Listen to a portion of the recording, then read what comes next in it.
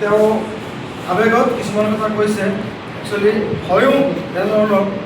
আৰু যোৱা দুদিন আগত অসমৰ মাননীয় মুখ্যমন্ত্ৰী হিমন্ত বিশ্ব শৰ্মা ডাঙৰীয়া বিধানসভাত কিছু কথা কৈ গৈছে যে বসুন্ধৰাৰ জৰিয়তে তেওঁলোকে ভূমিহীন মানুহখিনিক যে মাটি দিছে, মাটিৰ পট্টা দিছে, তাত যোৱা চৰকাৰৰ কাৰ্যকালতো বিৰোধী হিচাপে কংগ্ৰেছ আছিল।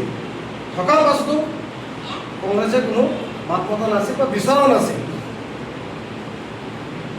যেতিয়া নেকি মুখ্যমন্ত্ৰী ডাঙৰীয়া বিধানসভাৰ বিধায়ক মুজিবুৰ ৰহমান ডাঙৰীয়াৰ প্ৰশংসা কৰিলে, সেই সময়ত কংগ্ৰেছৰ বিধায়কখিনিৰ যিটো ভূমিকা অসমবাসীয়ে দেখিছে।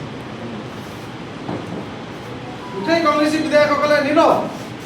মুখ্যমন্ত্ৰী ডাঙৰীয়াই যেনেদৰে কৈ আছে যে বসুন্ধৰা ফৰত মাটি দিব, আমি চাওক চৰকাৰে যদি ভাল কাম কৰে, আমি চৰকাৰৰ ভাল কামক আমি সদায় প্ৰশংসা কৰিম, আৰু চৰকাৰে যেতিয়া বেয়া কাম কৰিব তাত আমি বিৰোধ কৰিম। প্ৰত্যেক নাগৰিকেতো কৰে। কিন্তু মুখ্যমন্ত্ৰী ডাঙৰীয়াই বসুন্ধৰা 1, 2, 3 মুছলমানক ক'তো মাটি পট্টা দিয়া নাই, কিন্তু মুজিবুৰ ৰহমানৰ তত্বাৱধানত দলগা সমষ্টিত কিছু মানুহক মাটি দিছে। এইটো মুখ্যমন্ত্ৰী নিজে স্বীকাৰ হৈছে, কাৰণ মুজিবুৰ ৰহমান ডাঙৰীয়া তাত লাগি আছে। আৰু বাকী অসমত কি আৰু বিধায়ক নাই নেকি? কিমান 30-35 জন সংখ্যালঘু সম্প্ৰদায়ৰ বিধায়ক থকাৰ পাছতো কিয় সেই মানুহখিনি মাটিৰ পট্টা পোৱা নাই? আজি মুখ্যমন্ত্ৰী ডাঙৰীয়াই কৈ আছে যে চৰ অঞ্চলৰ মাটি ছাৰ্ভে কৰিম, তাৰ ছাৰ্ভে কৰি পেলাই মাতাপৰ ওচৰত মাটি আছে। মুফতি চাহাবে কৈছে হয়, বহুত মাতাপৰ ওচৰত শ বিঘা মাটি আছে, হয়, কিন্তু চৰ অঞ্চলৰ মাটিখিনি যে মুখ্যমন্ত্ৰী ডাঙৰীয়াই ছাৰ্ভে কৰি পেলাই যে এই মাটি ভূমিহীন মানুহক দিব, চৰ অঞ্চলৰ মাটিটো পাৰ্মানেণ্ট মাটি নহয়। নদীয়ে আজি চৰ অঞ্চলত মাটি দিছে, কালি নদী কোনোবাফালে গুচি যাব, আকৌ নদীয়ে ভাগি লৈ যাব। মুখ্যমন্ত্ৰীয়ে খালি এই অসমৰ ভূমিহীন মানুহ খালি চৰ অঞ্চলতো নাথাকে। মুখ্যমন্ত্ৰীৰ কথাটো আমি একমত, চৰ অঞ্চলৰ মাটি তেওঁ ছাৰ্ভে কৰক, ভূমিহীন মানুহক য'ত চৰত বসবাস কৰি আছে তেওঁলোকক মাটি দিয়ক।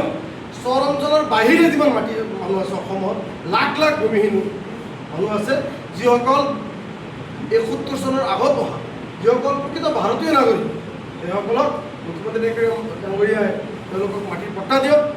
আমি ধন্যবাদ জনাম, আমি তেওঁৰ লগত সহযোগ কৰিম।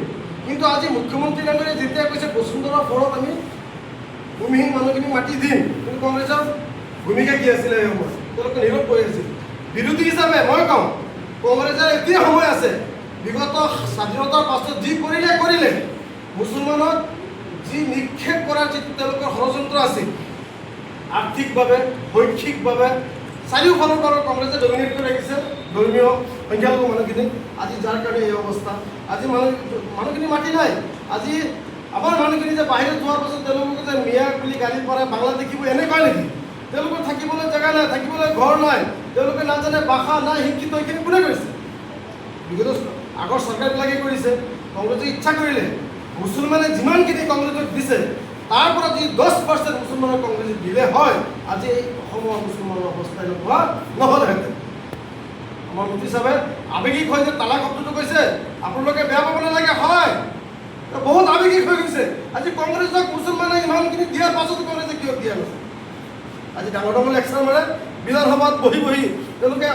মুফতি চাহাবে কৈছে যে এজন বিধায়ক ECC মানে কি বুজি নাপায়, ইউনিফৰ্ম চিভিল কোডক ইউনাইটেড চিভিল কোড কয়।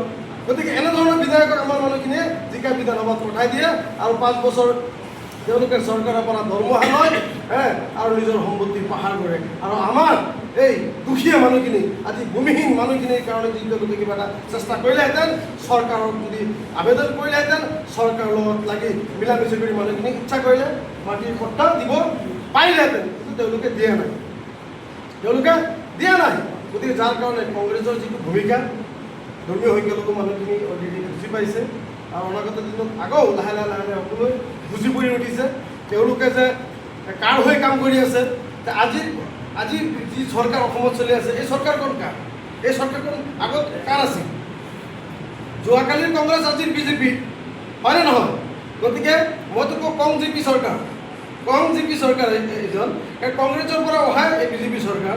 গতিকে তেওঁলোকে কংগ্ৰেছৰ দিনত কৰিব পৰা নাই, মানে তেওঁলোকৰ হাইকমাণ্ডৰ বাধা আছিল যে মুছলমানৰ ভাল